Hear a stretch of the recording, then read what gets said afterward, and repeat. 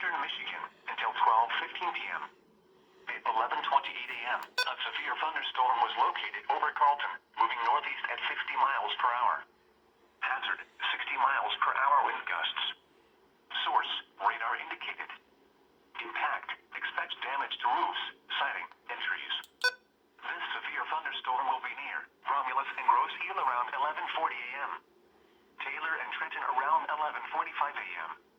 Wyandotte around 11:50 a.m. Dearborn around 11:55 a.m. Other locations impacted by the severe thunderstorm include Newport, Brownstown Township, Melville, Gibraltar, South Rockwood, Riverview, Rock